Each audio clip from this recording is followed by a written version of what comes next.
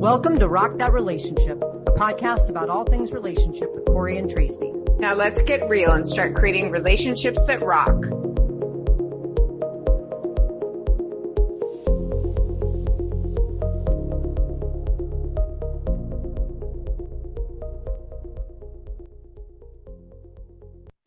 Hello and welcome to episode 9 of Rock That Relationship.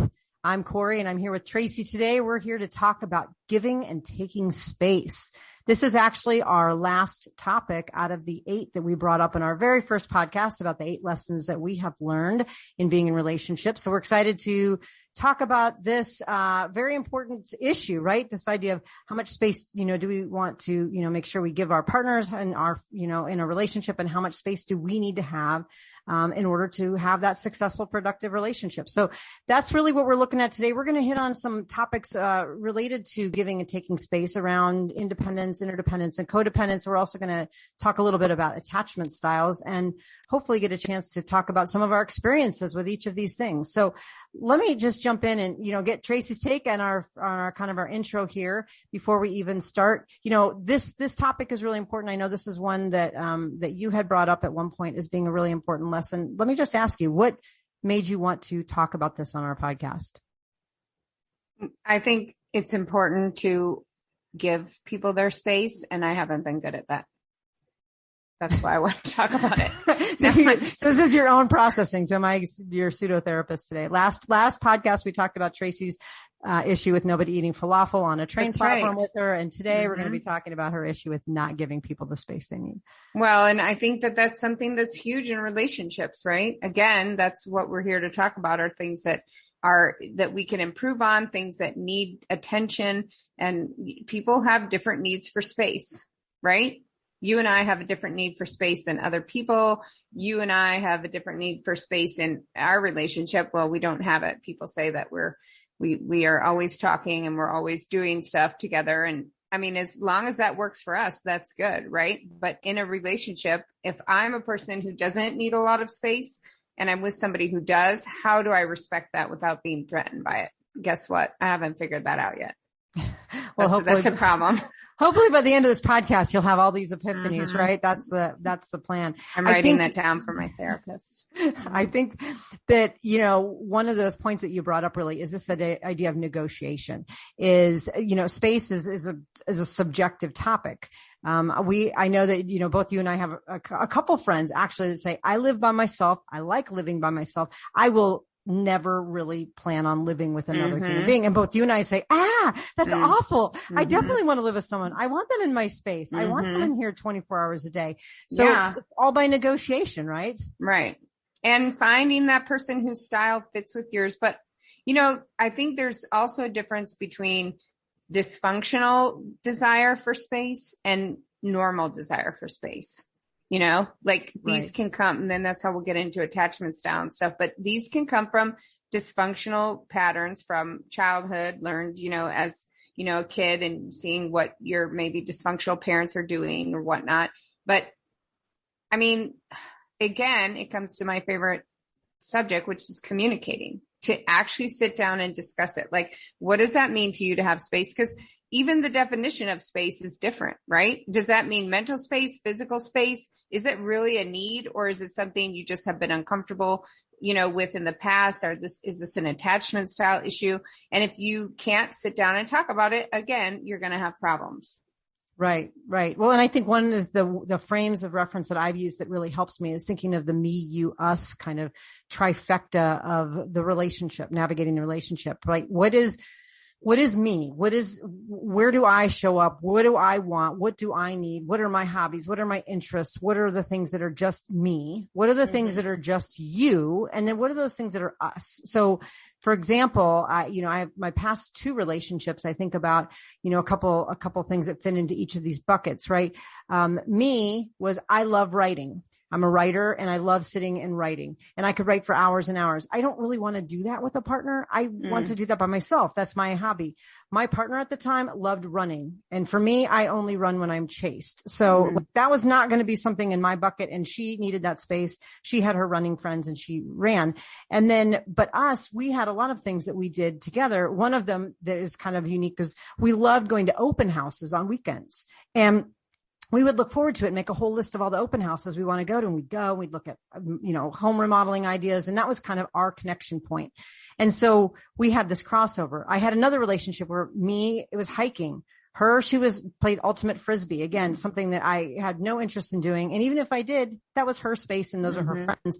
And then us coming together to watch some of our favorite TV shows, but having a very clear negotiation of what was me, what was you, and what was us helped us figure out, did we have enough balance in each of those buckets in order to have the relationship that we wanted? And that balance, of course, is, subjective to the people that are making that, those lists. Did you sit down and discuss that with these partners, or did it kind of just play out? I mean, was it like a negotiation? Was it a discussion? Did you ever say like, no, I don't want you around when I'm writing unless we're in Europe at a coffee shop or something? Like, right. How do you do that? Do you need to do that? Does it naturally fall into place? Well, what's interesting is I would say that it naturally falls into place.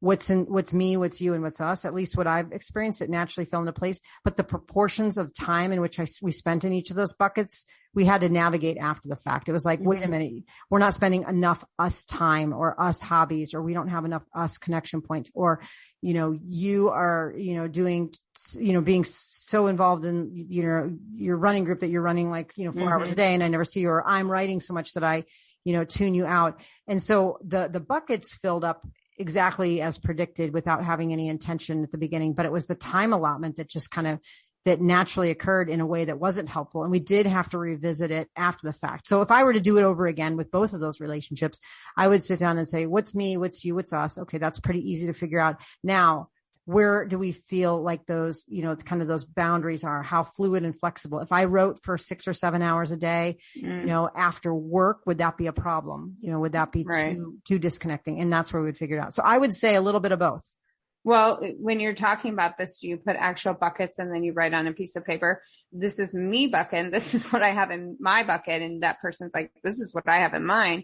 And do you get your feelings hurt if that other person says, I want my ultimate Frisbee to be for me. Like, I like my crowd of friends. I want to be there. And, maybe you can come to our championship game, but for my practices and stuff, I just want to be there as me, like, are we a different person in a relationship than we are in a couple? So even though, let's say we're in a relationship currently, which I'm not, I just want to make that clear. But if I am in one, like, am I a different person within that couple? Like, if we're going out to meet with other people to play a sport or whatever, it's okay. So I go to pickleball, right? I go quite a few hours a day. If I was in a couple, would I show up differently than as a single person?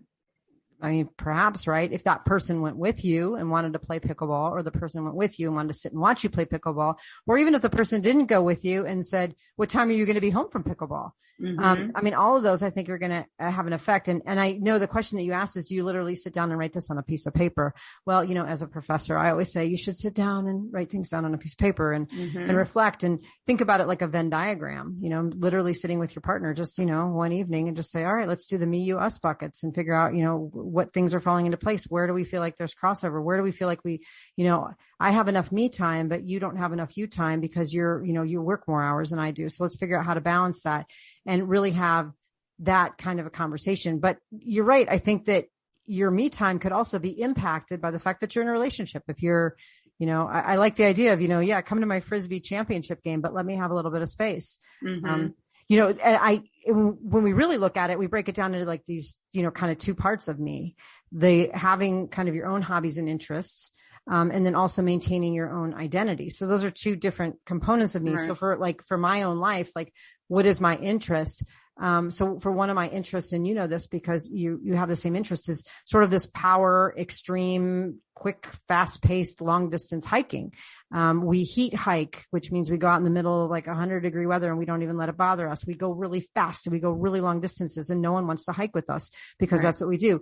And if I end up hiking with whoever my partner is, and I've had this with every single partner I've been with, they're slower than me and they kind of drag me down. I want to have my own hobby. I want to just say, hey, we're doing this. Like, for instance, you and I are planning on going to Machu Picchu, and I kind of don't want anyone else to go because we have our thing. And, you and I aren't dating, just to be clear with everybody who's listening. Tracy it's not, we're not dating. We're not. We have never did.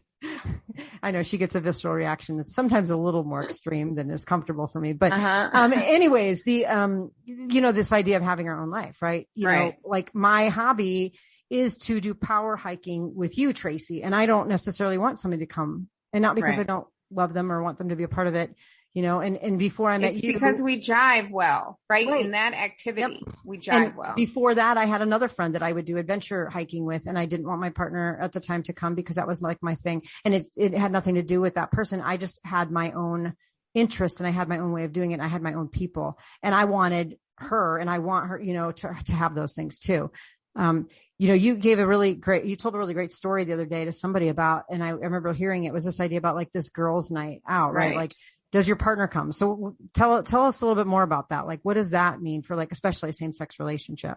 Well, that was when I was dating someone for 8 years who I'm very good friends with now, best friends. And I really, really liked her during our relationship and everything. And so did my friends. So when it was girls' night out, so for me and my lady friends, all straight, they would be like, why don't you invite Lisa? Lisa, bring her along. And I'm like, no, like I need my time, right? Like your husbands aren't coming or your boyfriend isn't coming. Why on earth should my girlfriend come?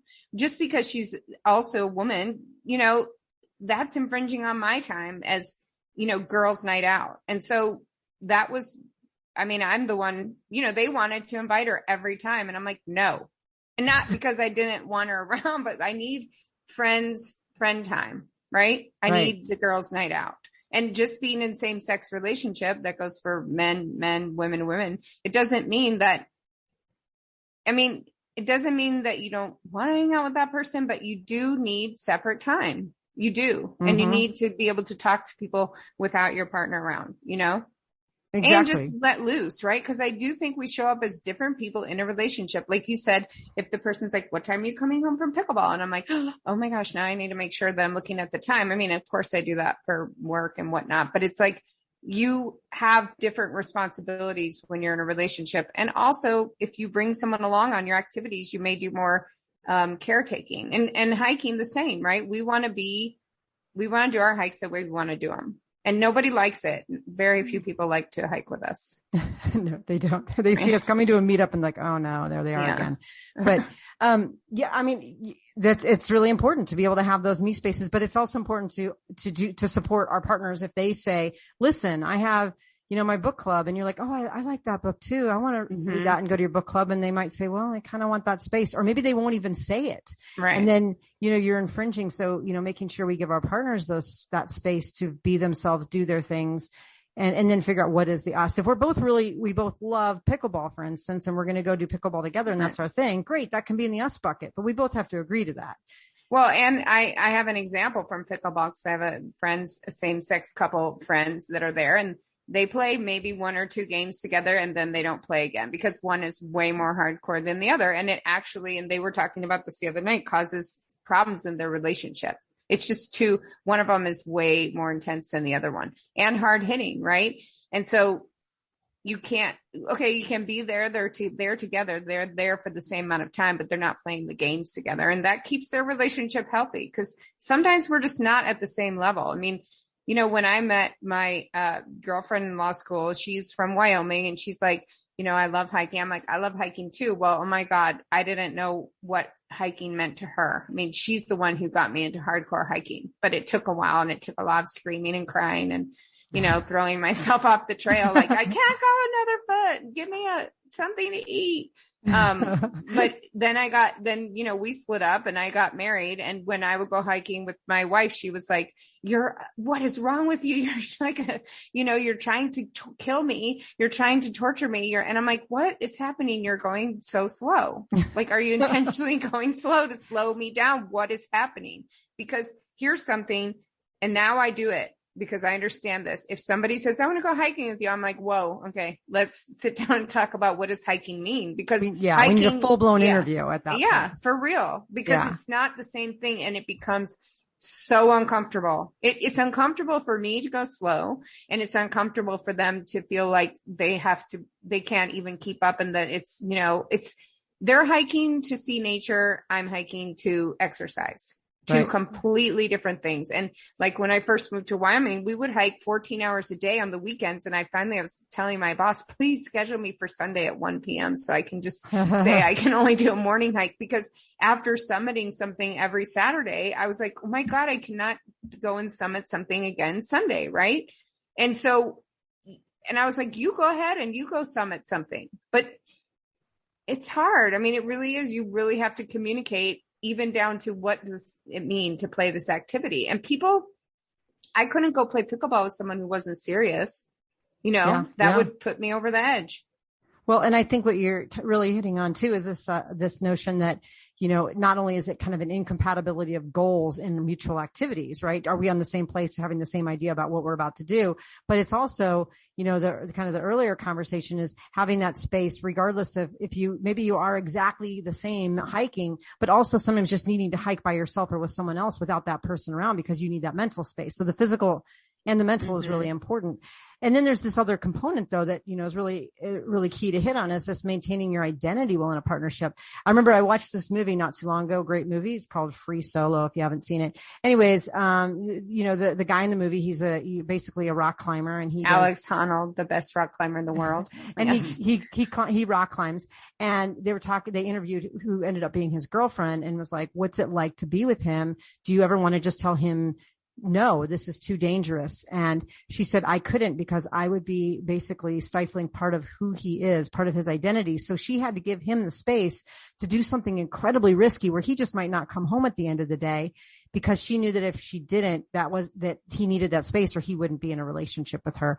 And so are there parts of our identity that we have to have? And I know, Tracy, for you were a cop, and this idea that you could go to work every day and you put your life on the line. And maybe there's someone who says, I can't give you the space to have that identity because I'm too afraid you're not going to come home. Mm-hmm. And so there's that kind of space, right? Like where you have to be able to have your identity, but knowing that you're compatible with whoever you are that will support that identity, and not say, well, listen, I know I ended up getting with a cop, but I've changed my mind. I really just think you should get out of that line of work. Right. You can't do that. And that's the same.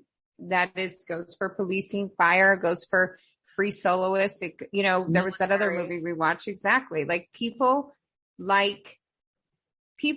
need, and especially in those kind of things, I think that the extreme sports are similar to being a cop or being in the military or being a firefighter, where your life is on the line, but that is something that it's very hard to explain to other people.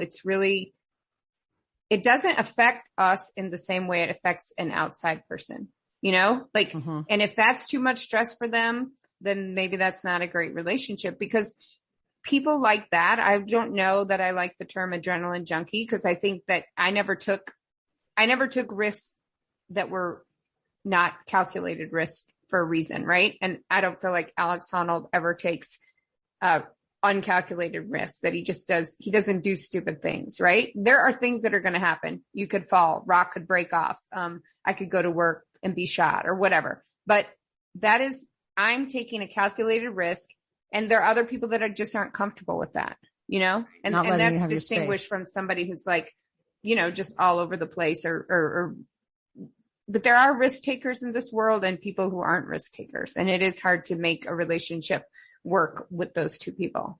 Yeah, I'm on giving them space. Well, let's talk a little bit about this idea of kind of navigating the space, right? We talked a lot about what is that space, maybe why, what experiences we've had in identifying the space, but really looking at some key pieces around, dependence, interdependence, independence, codependence. and, how that might tie into one of your favorite topics we're talking about is attachment styles. And so, this idea of let's look first at, what is interdependence, right? This idea that interdependence is that we are dependent upon each other in ways that are healthy.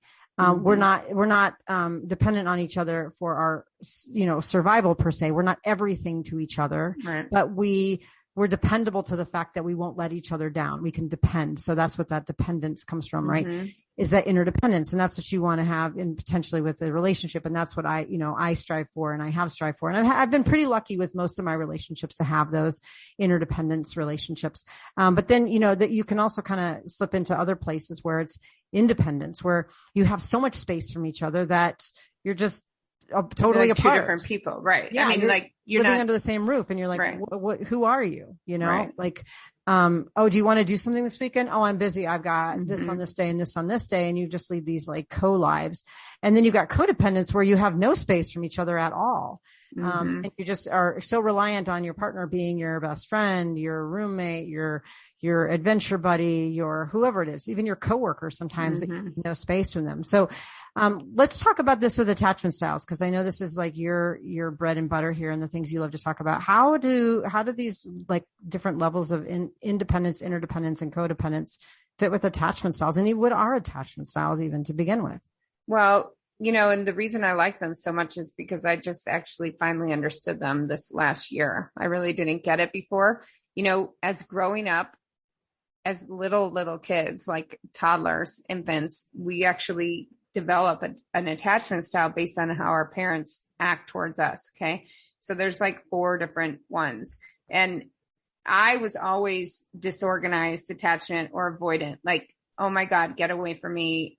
Oh, wait, I want you here. Oh no, you're an enemy to me. Go away. And that played out in so many different ways in how I acted in a relationship, right? Oh, I need my independence. Oh, I can't get too involved. But reading about them, our goal for all of us should be to be securely attached. And the great thing that I learned is that attachment styles can change. Even though you learn your attachment style when you're a kid, you can change that with, therapy, reading about it, understanding it. The thing that we should all strive for is secure attachment. And that means you're not anxious about where this person is. You're both secure in how you show up in the relationship. And you also understand that in a relationship, the two people should be interdependent. I should be able to rely on my spouse for emotional support, financial support, not talking about taking advantage, just that, okay, if we're going to be in a relationship, then we're going to be there for each other. And that, right, in a secure attachment, again, it's like balance. I'm giving to you, you're giving to me.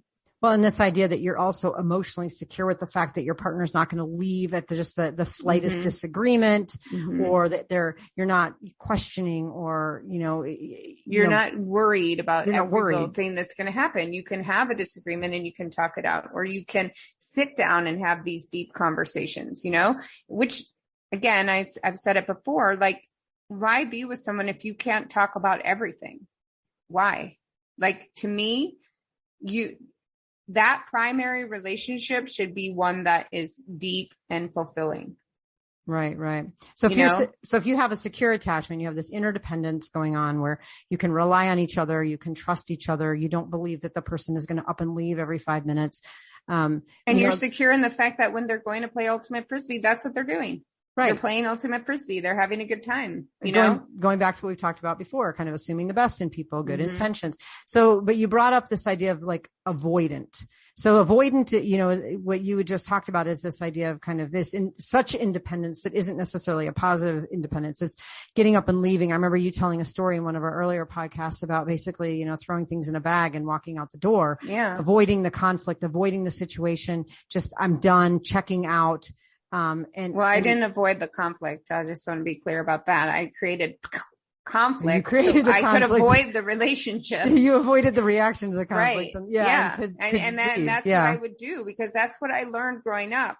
Fine, I'm out of here. Forget it, And it's hard. Yeah. That's that being reactive and avoidant. attachment is something that people should not strive for. And it's this like need for independence, so much so that you're willing to sabotage the relationship. So, don't get in a relationship then. If you don't want to be in it, you don't want to put the work in and the intention, then it's going to be very, very hard to stay in a relationship. It's like push pull. Oh, I want you because I'm attracted to you. I have feelings for you, but don't want to be in a relationship. And why are we in a relationship if we don't want to have somebody to depend on? Right? Yeah. Well, I want to know that person's there for me, and I want to be there for that person. Well, and the thing is too, with avoidant is a lot of people who are avoidant might not even know that that's their attachment style. And so they think they want to be in a relationship, and then they start acting out in ways that are unproductive. But let's look at the other attachment style too, that we haven't really talked much about, is this idea of this anxious attachment, this more like a codependent, like I'm anxious. I'm sort of the reverse of secure. Like I'm worried that you're going to leave. I'm worried all the time that you're not going to love me, or I'm not good enough for you, or some kind of anxiety. And you create this codependence. I mean, have you been in a relationship or seen this show up in a relationship? I mean, I guess I've been a little bit anxious. Actually, what's interesting is you can be a securely attached person and get with an avoidant person and become an anxious person, because you've got to have the equilibrium. Both of you need to be striving towards being securely attached. And I've seen that before. I don't know that I would necessarily say I was anxious before, but I guess I had the anxious avoidant. So predominant avoidant, then a little bit anxious. And that's that, like, oh, where are you going? I need you. And then you drive that person crazy, right? They're like, oh my God, I just want to go on this trip, or I just want to go out for dinner or whatever. Just don't text me for 3 hours. And that should be okay. Right? Like then you've got to, that has to be a talk. And one thing that I was reading, they were like, okay, if you know your attachment style, then go to your partner and say, you know what? I know you're going to be at work all day. You're working a 12-hour shift. If you could just text me, let's say every 4 hours, just let me know, hi, or you're okay. That will go a long way into mitigating like the anxious person's reaction, right? Again, it's communicating. Okay, these are the things that I need. I understand that I have this anxious style, and I'm going to work towards making that better. Now, the flip side is that if a person is an avoidant or anxious avoidant, they may do things to like kind of in order to sabotage the relationship. They make that secure person more anxious because they do things that like knock their footing off. So like when we're in a relationship, we shouldn't be doing that. We should be above board. We should be communicating, because you don't want your partner to feel insecure or anxious. Right. You don't just blame it on them. Like, oh, you're a problem. Maybe you're doing something. Maybe you could just talk about it and putting in little, like, what would you call it? Like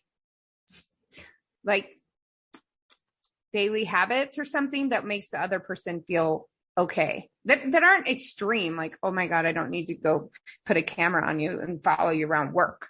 But if you're working a 12-hour shift, could you just text me, in between taking that person's brain out and then, putting it back in? Like, it doesn't have to be extreme, but. And that's the whole point, is it's moderated. And, and so some, there's some great tools online. If you, Google attachment styles, there's even like little, kind of self-assessments you can take to figure it out. And of course that isn't clinical. There's much more clinical ways of approaching this, but if you're just kind of curious, this can help you figure out, if there's an attachment style that you may resonate with more.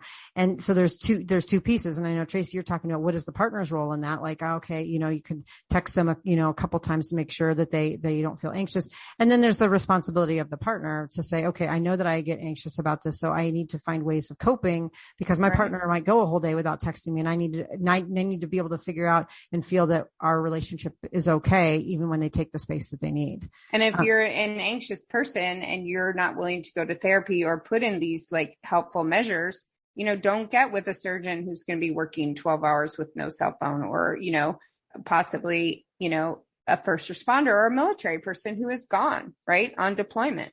That's very hard. And maybe there are just some styles that can't handle certain things. And I think you figure that out ahead of time. Yeah. Well, I know that we listened to this great podcast. Jessica Da Silva has a podcast called Let's Talk Attachments. We'll put it in the show notes. But there's other resources we'll put in the show notes about attachment styles, because I think it's important to at least recognize where you might fall in some of the things that might be showing up in your relationship. But let's transition a little bit, because we had just a few other things we wanted to talk about space, because I mean, that's such a good one with attachment styles, is kind of the underpinning of what space we're looking for and how we define the space we need and where does that come from. But what about just like that? Cause that's more like chronic long-term space. Right. This is more like in the moment space. We're in a disagreement. I need some space. And the other person says, I don't need space. So like, here's an example. I was with an introvert and I'm an extrovert, and we would get into a conflict and I would immediately want to talk it through because I felt really unsettled with the conflict, and I'm an extrovert. So I needed to process what I was feeling, and I wanted to come to some resolve, be done, and then like go have dinner and watch TV. And my partner at the time would say, I'm really upset about this. I need to go think about this. And I'm like, well, for like, how many minutes do you need? Because I'm 5 minutes, 10 minutes. I'm really unresolved. Right. And then she would say, well, I need to think about it overnight and we can talk tomorrow. And I'm like, I won't sleep. Like, I'm going to feel like I'm going to throw up for now until we talk. Can you give me a time? Can you give me something? And so we both needed the different kind of space to process a disagreement. We ended up coming to kind of a mutual space where we agreed that she would never make me wait overnight. Because that was just too stressful for me. But I agreed that I would not make her do it in the moment. So we would always say, okay, well, let's come back together in like 2 hours and talk about this. And that made me feel better because I knew how long the space was, and her feel better because she actually got the space. Well, and you have to then honor that, right? So if you agree, and I think that's something actually people should talk about as they're getting into the relationship, not down the road when there's problems. I mean, if you end up having to go to therapy about those problems, then figure that out. What do you need? An hour, 2 hours? But I agree, leaving stuff overnight especially when dealing with people like us, we can go, I mean, it's not good for us. No, it goes back into that speculating thing we talked about in our last episode, where it's like we just mountain out of a molehill and we're building and building and building, and we get really worked up. And I'm not sure that it helps calm us down. I think it revs us up. So what are some of the things that you've done when, for needing some space during a disagreement? I know you and I like to process quickly, but what are some other helpful strategies? Right. I don't need space. That's the fact. What about the other person needs it? Yeah. And then I say, okay, well, because I've learned this in therapy, when can we come back and talk about it? Yeah. Because if you don't give me a time, I'm going to just sit there in front of you and be like, are you ready? Are you ready? Are you ready to talk about it yet? Can we talk about this? Because I don't have that.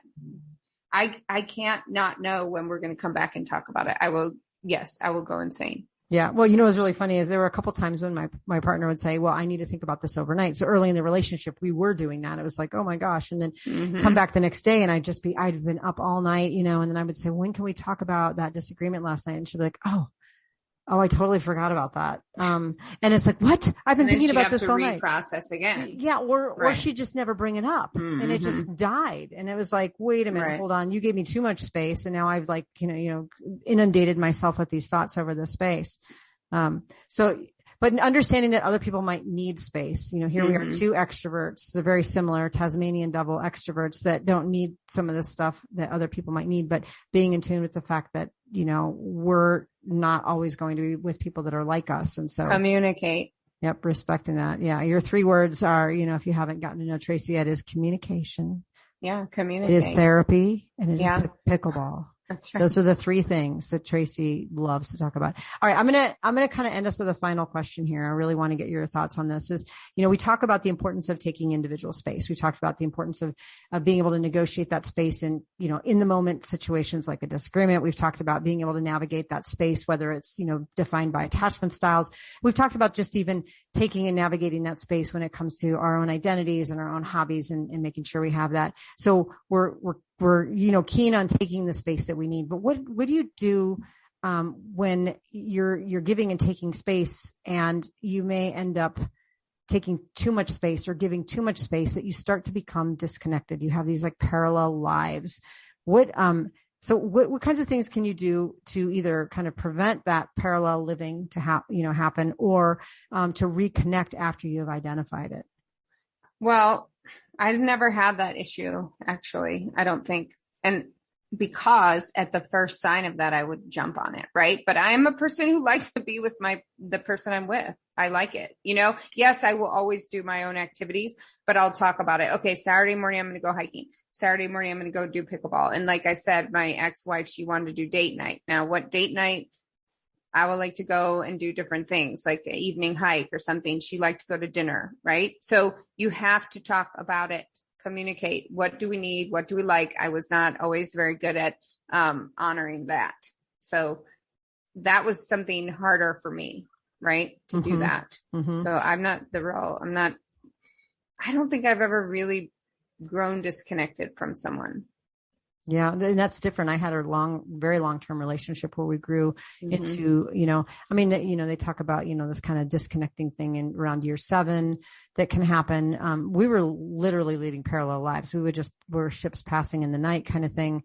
We just had a kid. And so that was the only thing that really brought us together. So when we looked at the me, you, and us buckets, the only thing that was in us was caretaking for a child.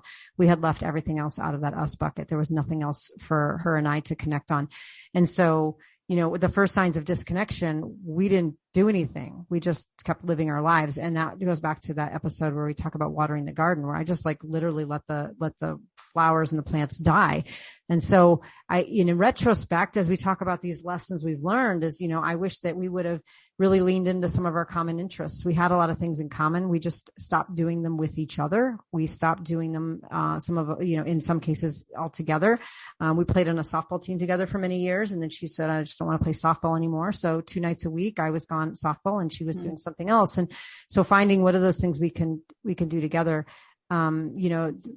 Maybe you guys should have listened to our podcast together. Maybe it would have helped you. I know, right? Our future couples kind of listening. It's very meta to think about that. But yeah, I think that would have been really good, is to find some of those common interests. The other thing that would have been really important that we didn't do is setting quality time together, and calendaring. One of the things I did do in my relationships since that one is really kind of plan on calendaring. Okay. So, hey, this weekend I want to go on a hike, and what day would be better, Saturday or Sunday? Oh, well, that's good that we're talking about it because I want to go do this weekend. Well, let's plan it both on the same day so we can have our individual days. And then let's take the next day and hold that for just the two of us. But it was clunky for a long time. I was like, well, I'm doing this on Saturday. And then my partner would be like, well, I'm doing this on Sunday. And then next thing you know, we didn't see each other. So some of it was logistical. We actually put together a joint Google calendar, and we would block out things that we were interested in doing so we could plan around it. And then we would block off times in the calendar that was like, this is our time. I don't know what we're doing during this time, but do not put anything here. We're spending it together. And that for me helped. And I wish I had that in the previous relationship, but, one thing I have to say with my ex-wife, we had a joint calendar, and that was very helpful in order for me to know when she was inpatient. So I wouldn't drive her crazy with texting and stuff. Oh, so that's another thing to help with the space, right? So you're like, okay, she's not getting back to me because she's in a meeting or in an appointment right now. I think, yeah, that's great. That's great. Right. Well, I know we have talked about a lot. We've covered a lot of ground about taking space, giving space, negotiating space, and just kind of figuring out how we keep ourselves in an interdependent and healthy relationship. And we are just about wrapping up our season. We've got one more episode left about living the 8 lessons. And it's going to be a real fun peek into Tracy's and my views on some of the things, not just our lessons that we've learned about our past relationships, but things more about the present day and how these 8 lessons are kind of coming to fruition. So definitely stay tuned for our next podcast, episode 10. And in the meantime, make sure that you go out there and rock those relationships. If you liked what you heard, check out our show notes for resources from today's episode. Make sure to follow us on Facebook and Instagram under Rock That Relationship, and go to our website at rockthatrelationship.com for updated episodes and more great information. Thanks for listening. Now go rock those relationships.